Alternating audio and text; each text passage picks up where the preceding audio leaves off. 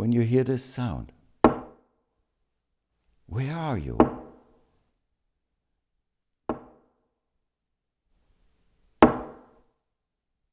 Already, just hearing it, is this old self dying? And the fresh self emerging.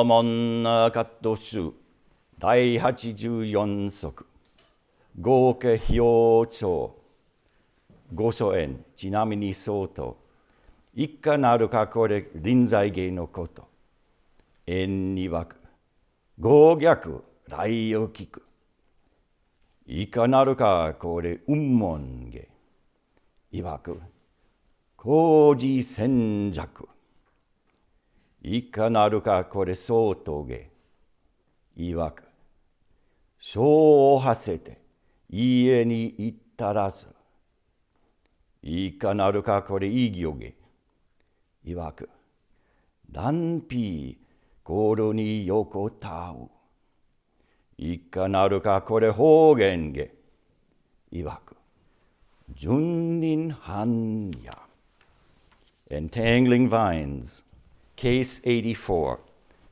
Comments on the Five Houses. A monk asked Goso Hoen, "What about the Rinzai school?" The master said, "Mortal offenders hear the thunder." "What about the Umon school?" The master said, "Scarlet banners flutter." "What about the Soto school?" The master said, "Messages are sent but never reach the house." "What about the Igyo school?" The master said, "A broken monument across an old road." "What about the Hogan school?"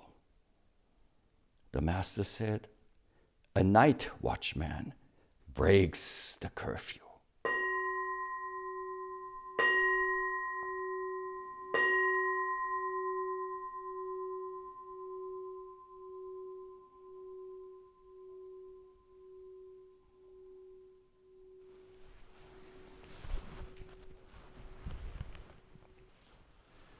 Well, well, well. Welcome to the mountain. The mountain that transcends seasons. It's supposed to be spring. But it is a wonderful experience to find this white stuff outside this morning. Last time that happened was just 3 weekends ago or so during our introduction to Zen weekend. And I came up with a little haiku when that happened. And it goes like this. A dusting of snow, just like sugar to sweeten the winter's farewell.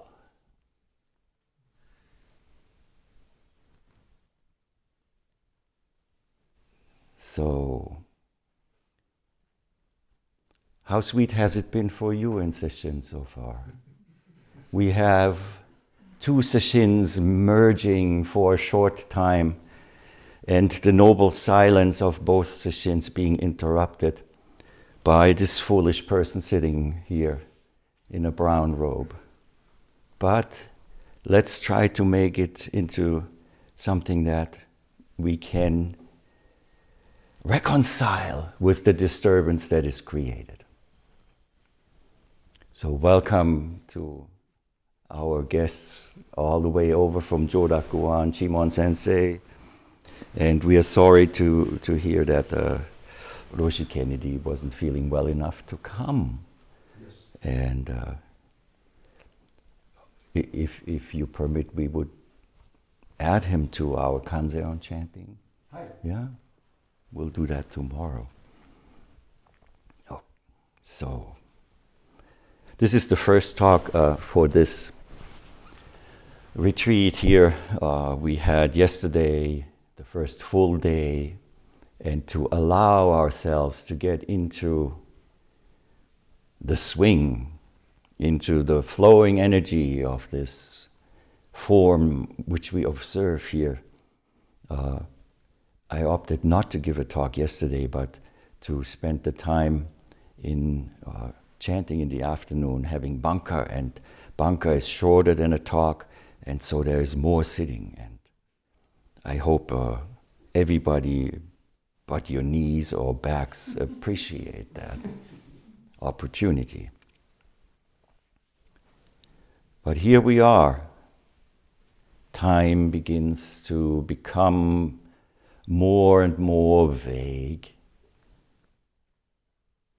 We learn when the bell rings to put our robes on and to come to the place it calls us to. It's a very distinct change in the way how we operate.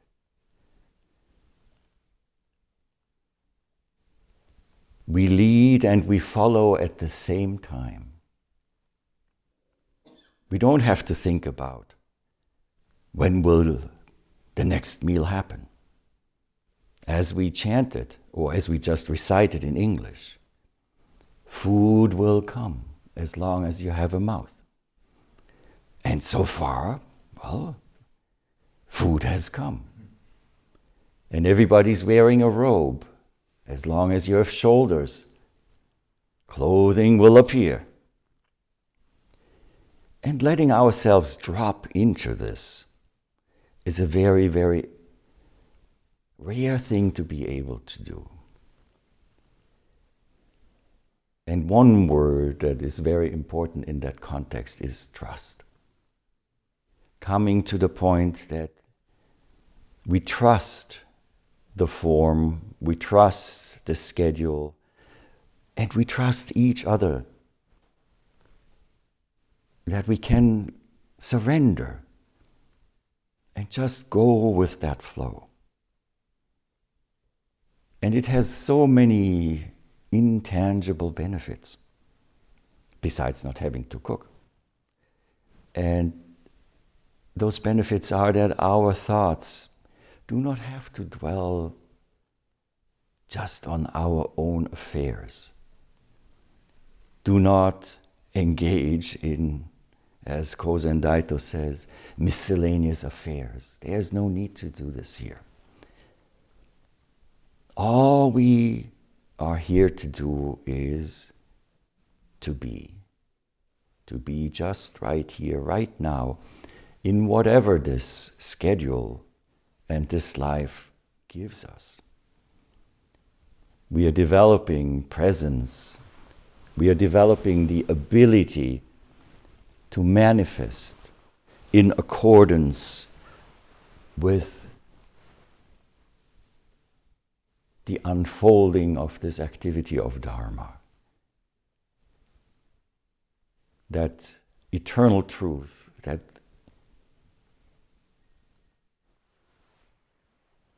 presents itself moment after moment. Silence is one of the intangible benefits that comes from a practice like this. And silence allows us to hear. Silence allows us to feel and to be present with not only perception, but the whole process that comes, that leads to it, and that comes after perception. And in the opening words, the last thing I said was, let us all disappear.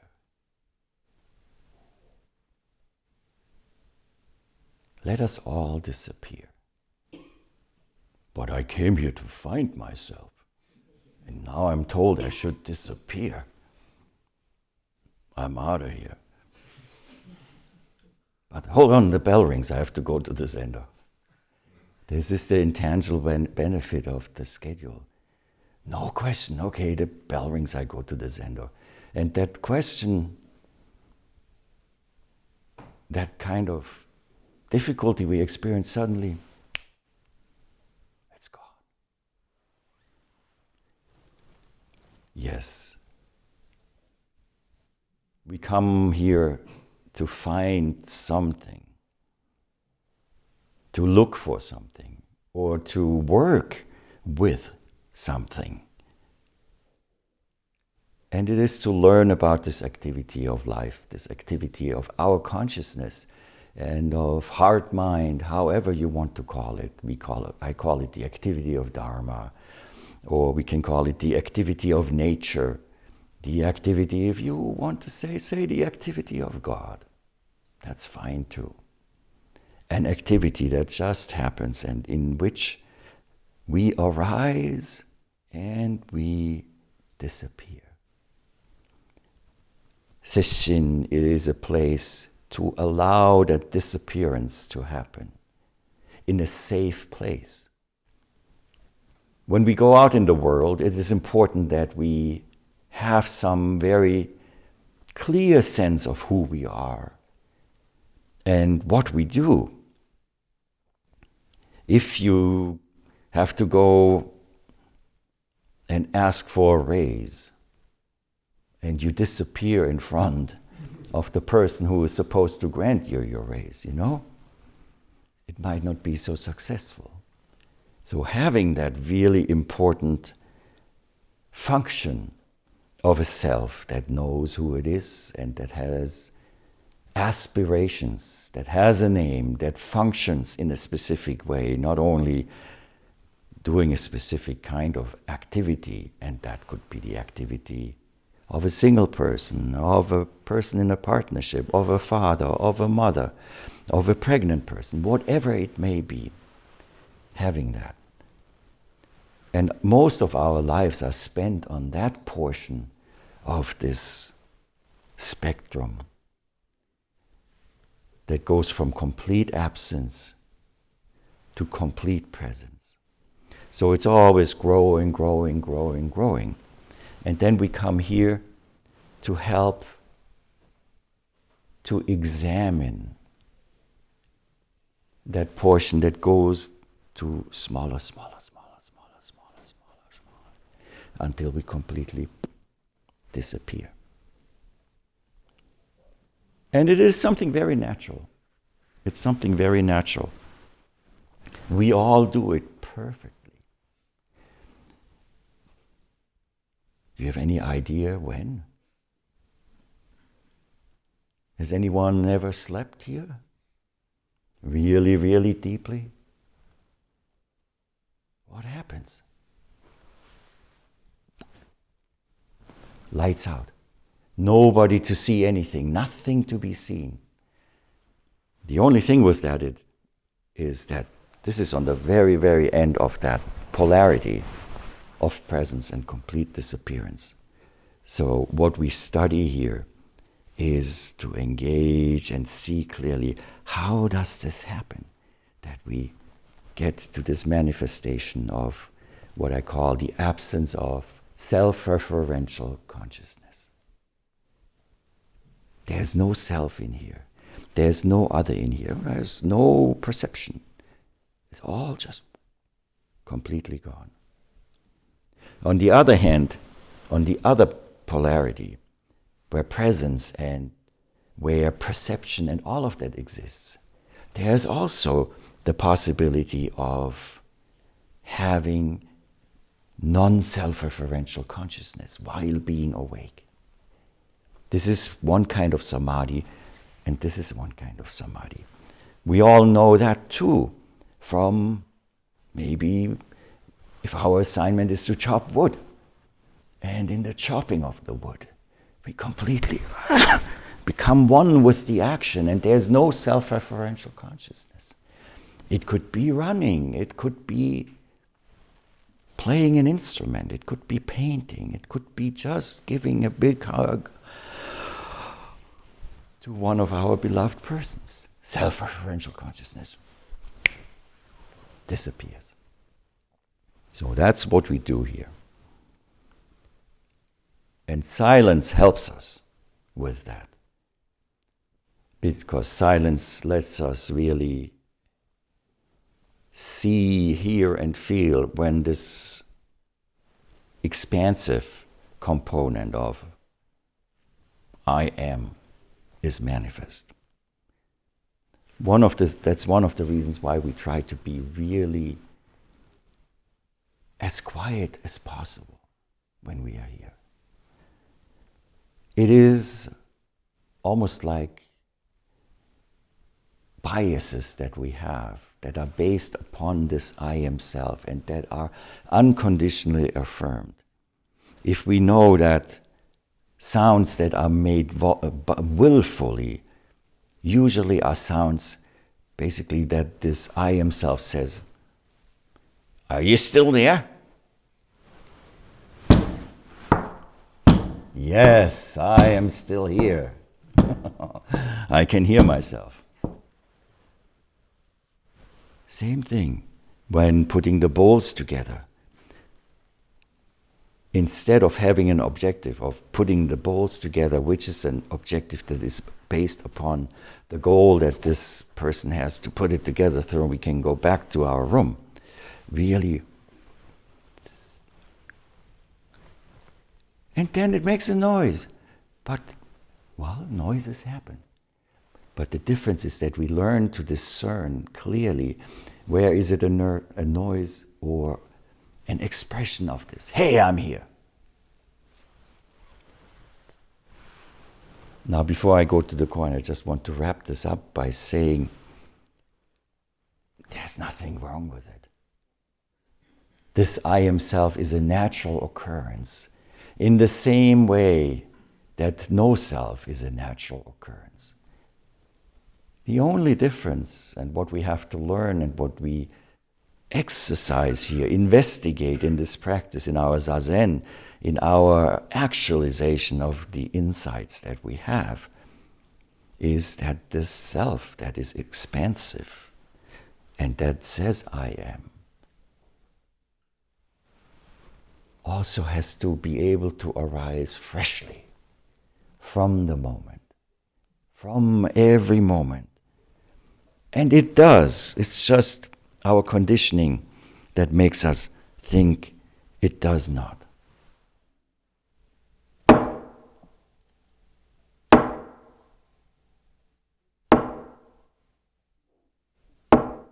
When you hear this sound, where are you?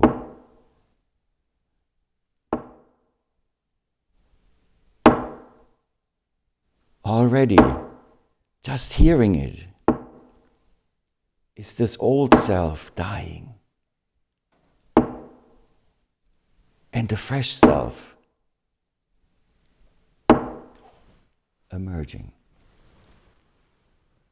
And Zen practice then is to not only make this one-way trip to this experience of disappearing and of being reborn, of, let's say, resurrection, but then to return from there into this world where there are the 10,000 things, where there is war, strife, hunger, beauty, love, and all of that.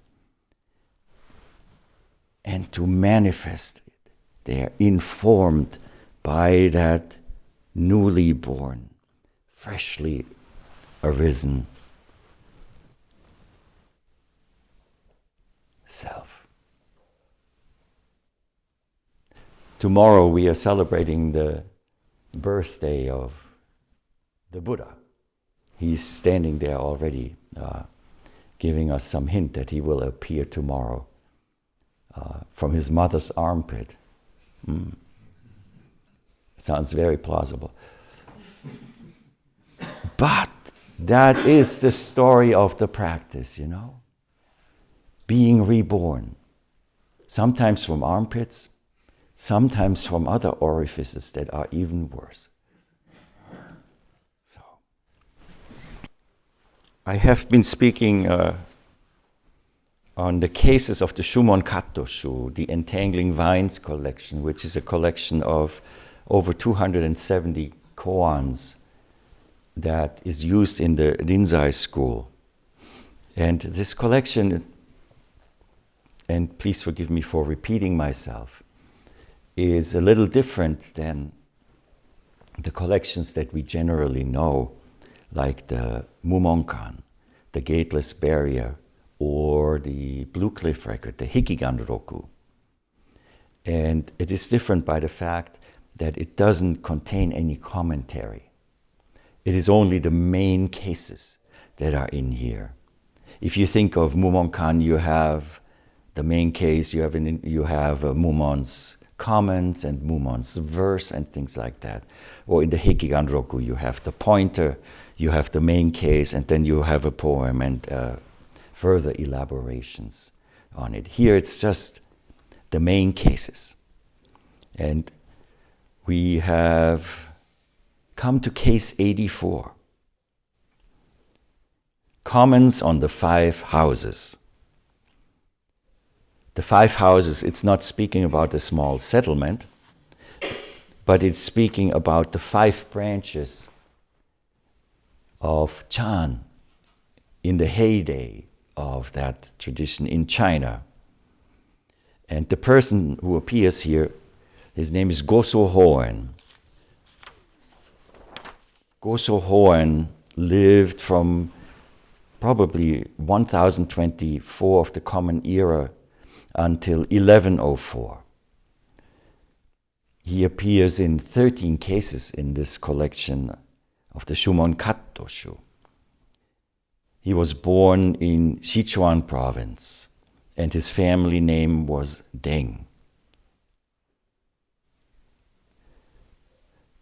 This information goes back to the records of the transmission of the lamp, which is basically a 12th century work from China too. And it is traditional that we honor the people, the teachers who appear in these cases by sharing the few details we know about their life. Kei Tokuden to Roku is the name of that book that has these details. And he became a monk at the age of 35. If you have listened a little bit to these explanations and these historical details, you will probably think that, oh, that's unusual, because most of the people who we hear about, they become monks in their teen years, like 15, 16, or before 20. But this here is a 35-year-old person. In the 11th century, 35 years, that was already almost an old person. He first studied the teachings of the Yogacara school. And like so many of these Zen ancestors, it didn't satisfy him what he learned there. So he set off in search of a master of the Buddha mind school. And there he studied under several masters before he went to Yogi Hoe. Yogi Hoe, already advanced in age, sent him on to his successor, Hakku Unshutan, whose Dharma heir eventually Goso Hoen became. The name Goso, the two characters are Go, 5, and So is ancestor. 5th ancestor, Ho-en. But he is not the 5th ancestor, like Bodhidharma, Eka, Daishi, Sosan. Sosan-kan, Jisenji, Dai, Doshin Dai. And then the 5th ancestor is Gunin Daiman Zenji. And then comes Rokuso Eno Daikan. So he's not the 5th ancestor, he's much later. But it still has Goso because the mountain the temple where he presided was known as Mount Goso, the fifth patriarch's mountain, the fifth ancestor's mountain, because Gunin had lived there in the past. So sometimes people mix these two folks up. Hoenn was an unassuming man and was known for his plain-spoken lectures, and also trained a number of important Zen ancestors that we know. The most important one for the later Zen history, of course, is Engo Kokugon, who is the reviver, compiler of the Blue Cliff record. All modern masters in the Japanese Rinzai tradition have Engo Kokugon, and then of course Goso Hoenn and his teacher Yogi Hoe in our lineage. So here comes this monk and says, what's the skinny on the 5 franchises of Zen? Because there were 5 different franchises, 5 different ways of doing things, but all from the same root, going back to Taikan Eno Zenji, the 6th ancestor. So this monk is asking Goso Hoenn, what about the Rinzai school? The master said, mortal offenders hear the thunder.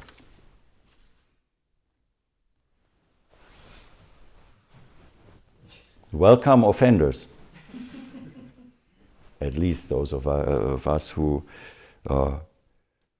have found their home in the Rinzai school. Mortal offenders is the word how it's translated. But who are these mortal offenders? When we look at the characters, we can figure out what it is. What are those offenses? And it is the group of people who have committed the 5 deadly sins of Buddhism. It's an interesting combination to think of sin in the Buddhist context. But not having a better word, we could say the 5 heinous acts of Buddhism. So what are those 5 heinous acts? Killing one's father, killing one's mother, killing an arhat, shedding the blood of a Buddha, and destroying the harmony of the Sangha.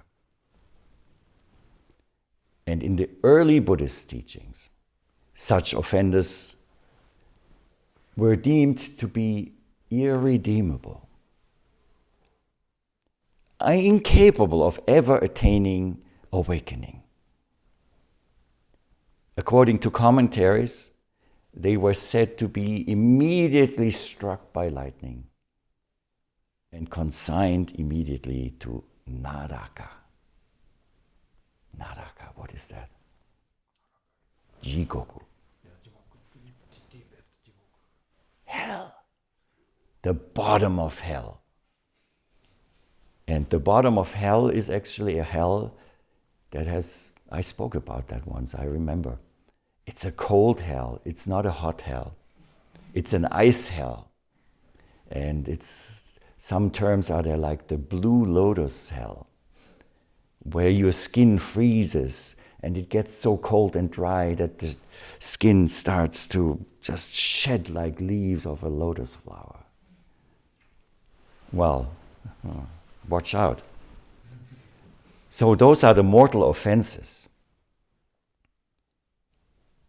Since we are in the Rinzai school, we are lucky that there is actually in the records of Rinzai, the Rinzai Roku, in his discourses, in discourse number 22, Rinzai is asked about those 5 heinous crimes.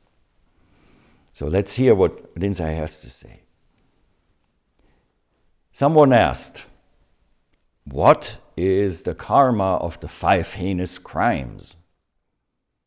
Rinzai said, killing the father, slaying one's mother, shedding the blood of a Buddha, destroying the harmony of the Sangha, and burning the scriptures and images. This is the karma of the 5 heinous crimes. So there's a little difference, No arhat appears here because it's Mahayana. But in Mahayana, apparently we have lots of scriptures and images that we are not allowed to burn. It would be one of those heinous acts. And of course, we know Zen students are very inquisitive. What is meant by father? Asked the same person. The master said, avidya is the father. Avidya. Anybody knows what avidya is? Or are you ignorant about that? No light. Huh? The absence of light. Well, it's interesting. That is actually the Chinese characters that were selected to translate the term avidya is mu, which means no, nothing, not, and myo, which is the character that consists of the sun on the left and the moon on the right. No light. But what does it mean? It says ignorance. It is ignorance. That's how it's usually translated. We encounter it every time we chant the Makahanya Haramita Shingyo, the Heart Sutra. Mu myo. No light, no ignorance. Rinzai says, when the place of arising or extinguishing of a single thought in your mind is not to be found, as with a sound reverberating throughout space, and there's nothing anywhere for you to do.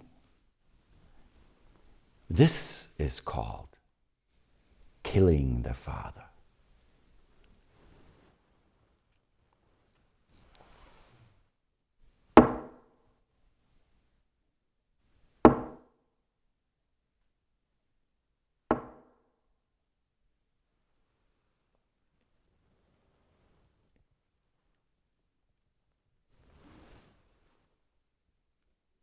With that hearing, the emergence of that experience, suddenly we understand that killing here is just an expression of the activity of change, of impermanence, anicca, mujo. Through the appearance of the sound, the self and the other disappears. There is complete ignorance of any kind of distinction, completely being together. That is mumyo. That is the mumyo on the side of killing the father. No thought in your mind, the place of arising or extinguishing of a single thought, a single nen in your mind is not to be found. Non-self-referential consciousness. Next question. What is meant by mother? The master said, grasping is the mother. When a single thought in your mind enters the world of desire and seeks to grasp, but sees that all dharmas are only empty forms and thus has no attachment anywhere, this is called slaying the mother.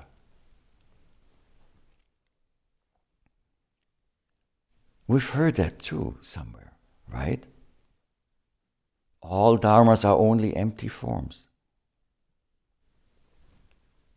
Shiki fu iku, ku fu shiki, shiki sokuzeku, ku sokuze shiki. Form is no other than shunyata. Shunyata is no other than form. Grasping. Grasping, what is grasping? Grasping is the mother.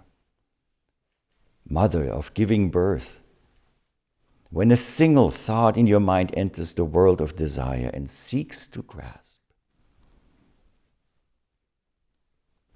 that means being aware, being here, being in this world of expansion, where we see each other, where we can name each other, where we can wave to each other.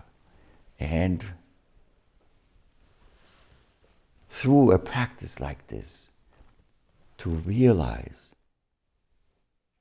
that these forms that we perceive are inherently non-fixated. That's what emptiness means. No, shunyata means svabhava. It means the absence of any fixation of anything that is permanent.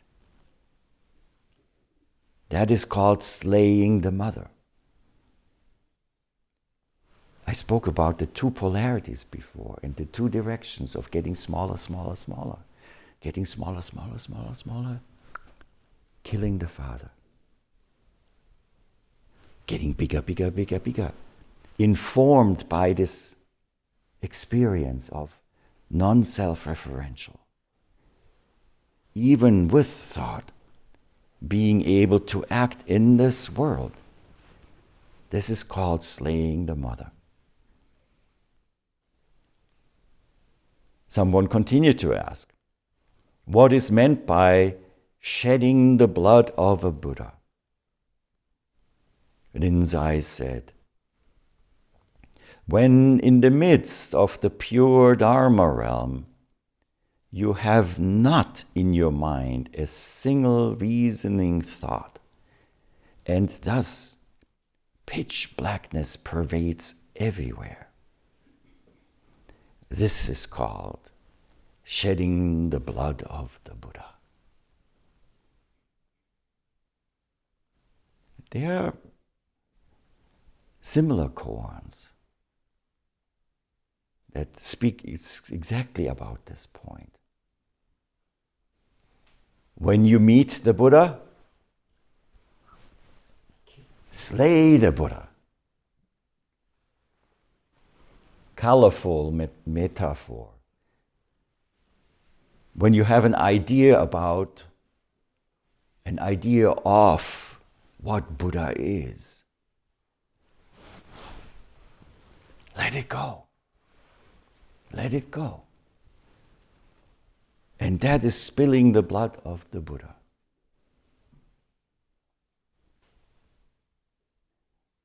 And there's a wonderful cross-religious sentiment in here. Spilling the blood of the Buddha, the giving of the blood of that what is seen as sacred and that what inherently is sacred. The giving of one's own body to this world. A common religious theme. Here expressed in shedding the blood of the Buddha. Also think about Bodhisattva's vow. Our daily food and drink and protections of life are the warm flesh and blood, the merciful transformation of Buddha. In order to transform, that blood is shed. What is meant by destroying the harmony of the Sangha? The Master said, when a single thought in your mind truly realizes that the bonds and enticements of the passions are like space with nothing upon which to depend, this is called destroying the harmony of the Sangha. Truly realizing that the bonds and enticements of the passions are like space with nothing upon which to depend.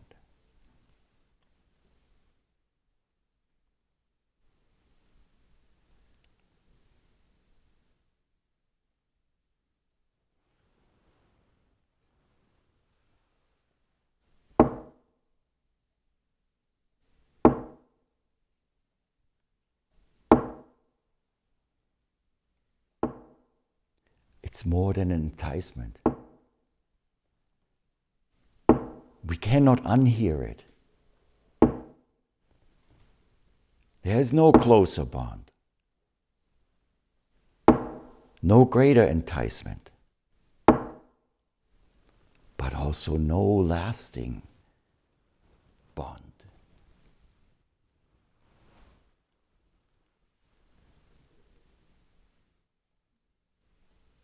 What is meant by burning the sutras and images?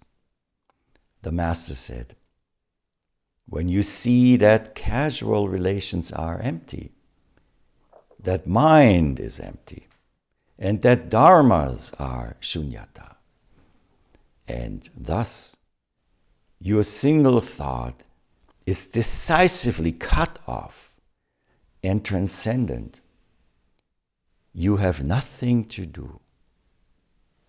This is called burning the sutras and images.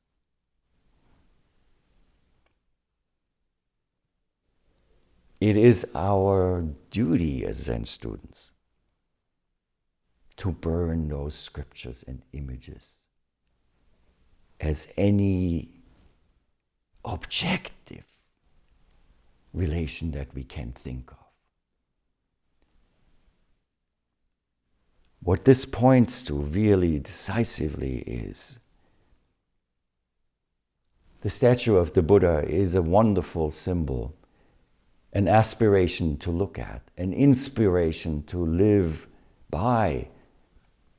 But the manifestation of that Buddha nature, of the activity of a bodhisattva, has to happen here, now, through this body, nowhere else. The scriptures are not there to be cited as second-hand wisdom, but they have to be truly illuminated from the inside out so that our own light shines, and then everything we do becomes your sutra, your true expression of that light. And here's the last thing that Rinzai said. Virtuous followers of the way, reach such an understanding as this, and you will be free from the hindrances of names like secular and sacred. See, this is how it goes. We got into the first two words, mortal offenders. But it's interesting, isn't it? The 5 heinous acts. And what is really wonderful to see here is how Rinzai speaks about it, and already that we see Buddhism is such a wonderful journey of a way to explore our human condition that continuously does what it promises to do, and that is to reinvent itself in a living way. There are scholars of Buddhism, and that's its own field and its own endeavor. But as practitioners, the Buddhism that we really want to embody is living Buddhism. And it can only be expressed and lived through who we are, in the conditions that we were born in, with the name we have. We don't have to make drastic changes because, well, can we?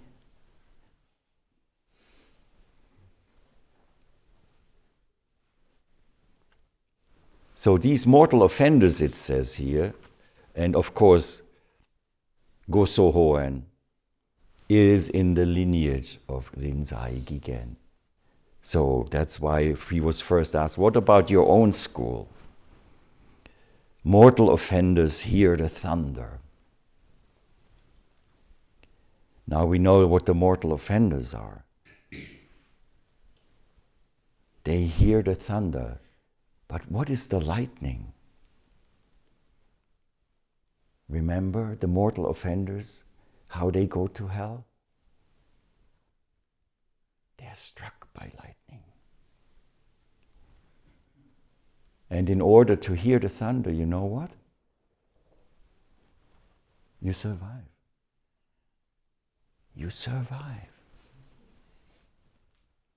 To hell and back in the time it takes from the lightning to the thunder.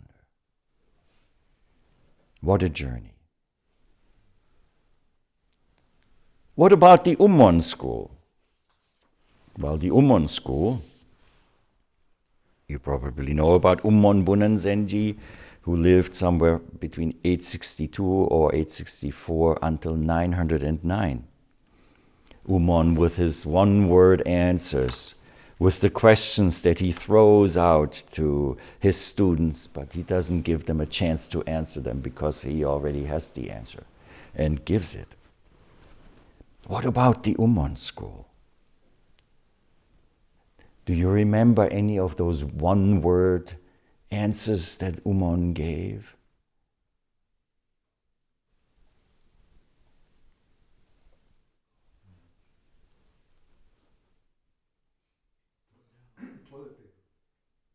Kanshiketsu, the shit stick. Toilet paper. What is Buddha? Toilet paper.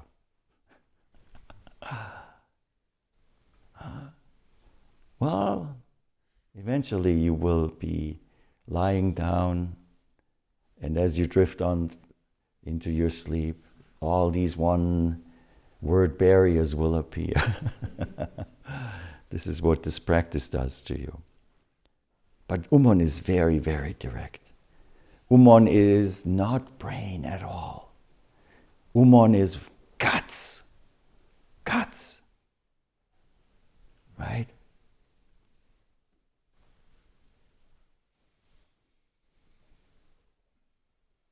Ummon's barrier. He was asked about something, right? And all he said was, "Come!"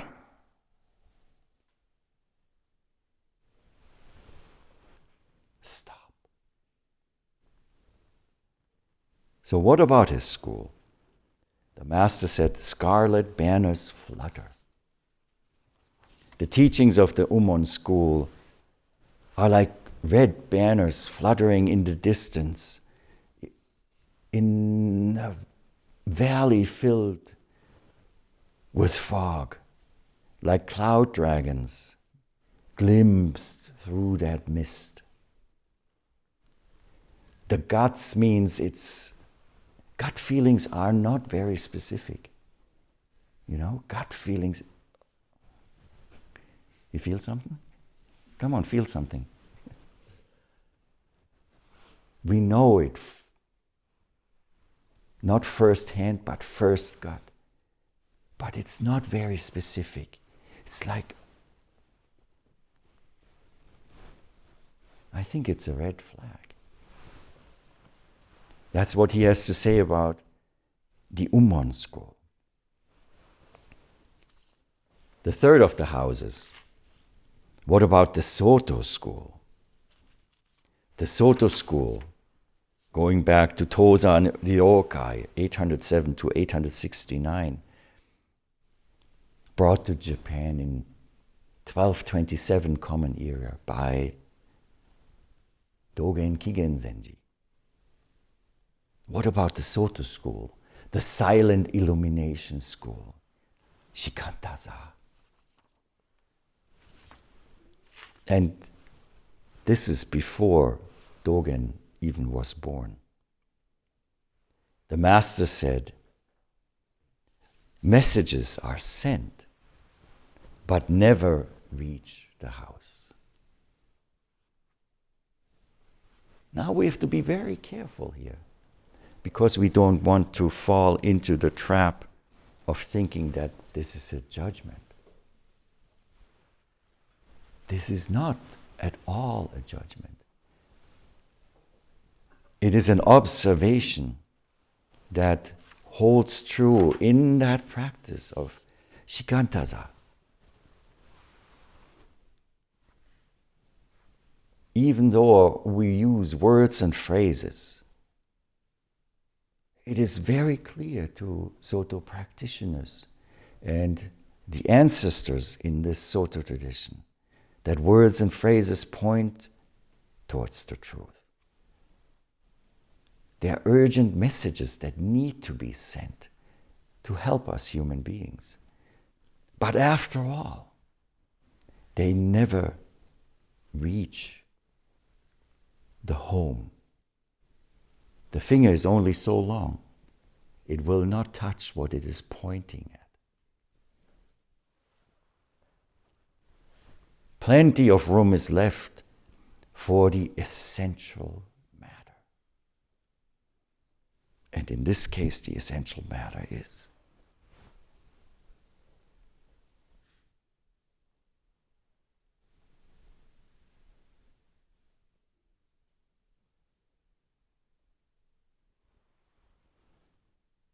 wonderful. I think this expression that Goso Hoen gives us here is very appreciative of that aspect of Zen practice. What about the Igyo school? Igyo. Anyone remember Igyo? Founded by Isan Ryu and Kyozan Eijaku, actually the oldest of those 5 houses, because Isan Ryu lived from 771 until 854, and Kyozan Eijaku from 807 until 883. And I-san, Kyozan, taking the first letters I and Kyo together, is pronounced Igyo. Now what about that school? Does anyone remember anything about the circle figures? There was this treatise that was handed down from the 6th ancestor that had these 90 plus circle figures in there. A very, very elaborate teaching with those symbols. And Isan and Kyozan included that in their school. It's actually in a maybe 100 cases or so, like around 180, I think, in the Shumon Katoshu, some of those figures are used in the koans. So what about this Igyo school? The master said, a broken monument across an old road.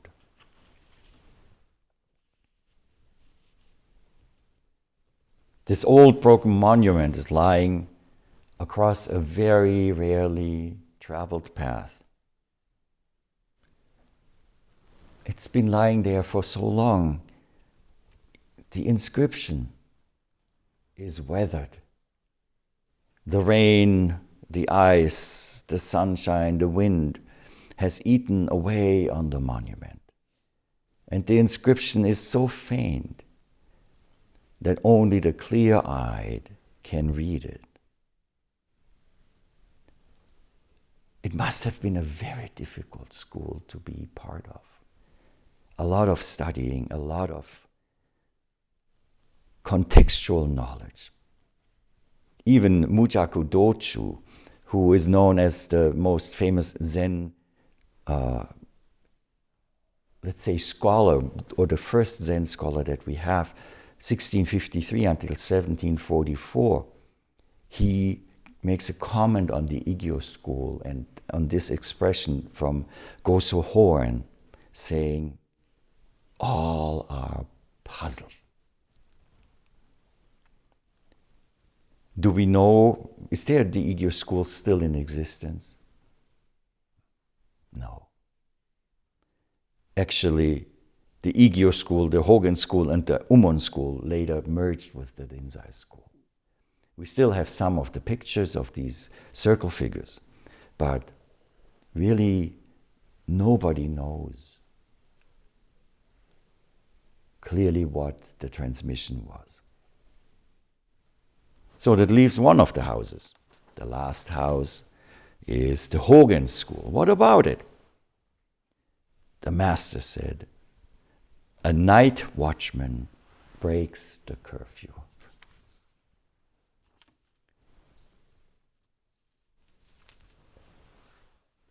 Again, pointing to our practice. In order to catch and apprehend those who are out after curfew, right? It is necessary for the watchmen themselves to be in violation of that curfew. This is very much like in our practice. In order to be able to manifest no self, we have to have that self that makes the effort to let itself go. Again, Mujaku comments on this, saying, it is the watchman who steals at night. Because they have an excuse to be out there and nobody else around to witness. The implication of that is that in order to transcend teachings that are based on scriptures or expressed in words and letters are used.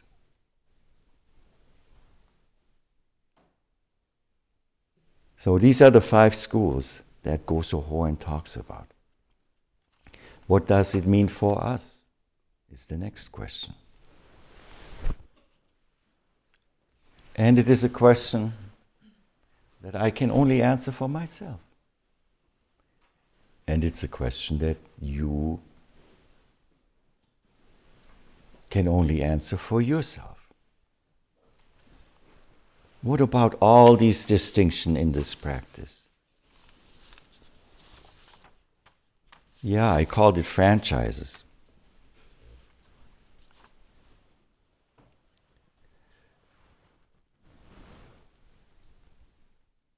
Ultimately, any kind of Zen practice needs to be really questioned in the way that it might demand some kind of identification with it. And if that is the case, we should be very, very careful. Why are we in trouble as humanity?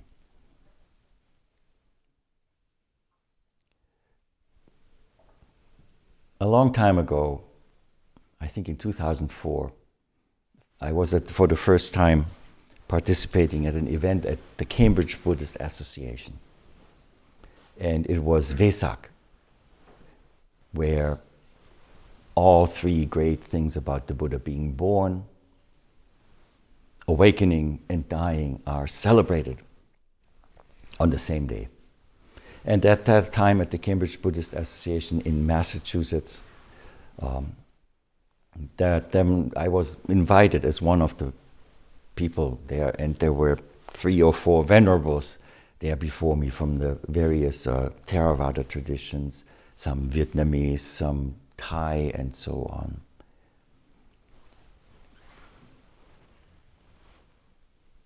And they were all supposed to say something for 5 minutes, and then I was allowed to say something. And of course, each of them, those wonderful venerables, spoke for like 15 minutes. 15 minutes, and so an hour into this, already half an hour over the time that was allotted for this exercise, finally it came to me, and they talked about the teachings and all of that wonderful expression of sometimes particular culturally centered types of Buddhism. And yes, the young people should become monks and all of that, and the teachings of compassion and all of that. And then it came to me, and what should I say after all of this? First of all, people were already sitting in their seats wanting to get out. And so I decided just to say what a Zen person would say. And I said, well, we have heard about these wonderful teachings that have been here now for more than 2,500 years. One important question that I think we all should ask ourselves is, why hasn't it worked yet?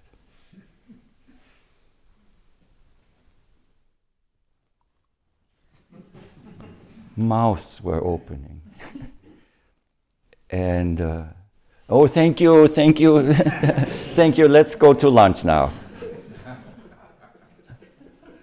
But ultimately, this is an important question that we have to ask ourselves.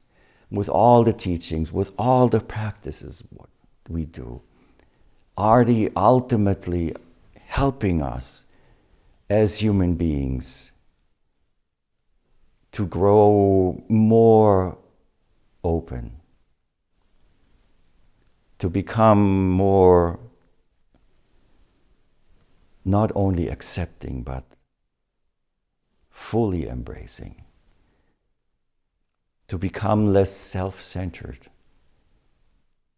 to find the right balance between no self and self, while living in a world that truly is looking for that manifestation of a true Mahayana.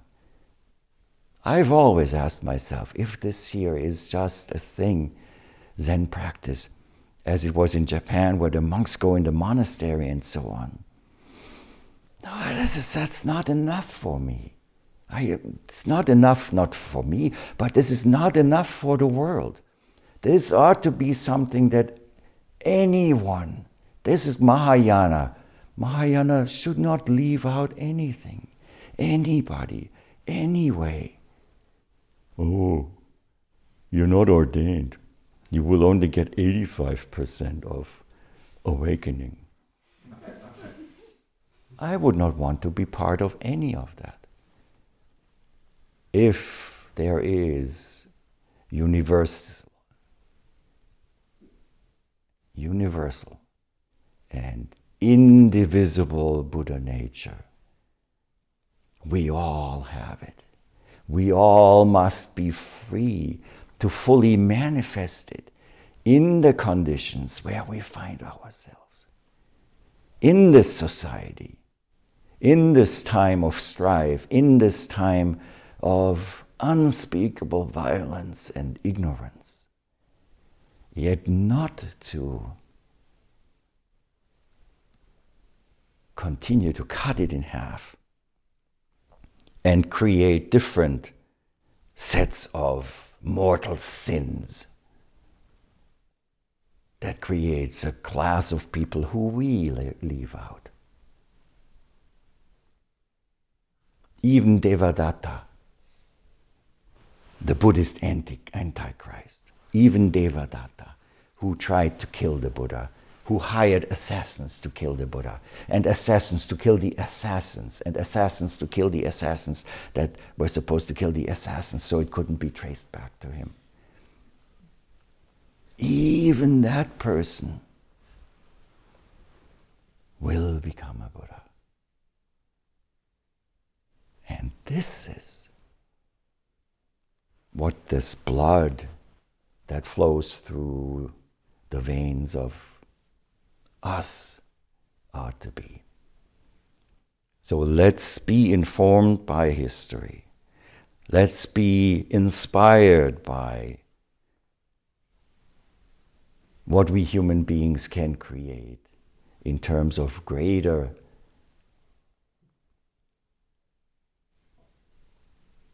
indivisibility. And if any of these teachings, any of these words get in the way, we have to look for the light that made them appear from a specific person and find that light in ourselves.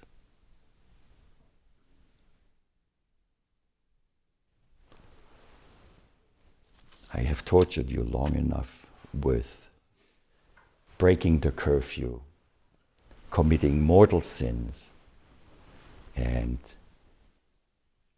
we all will be struck by lightning, I hope, and hear the thunder over and over again.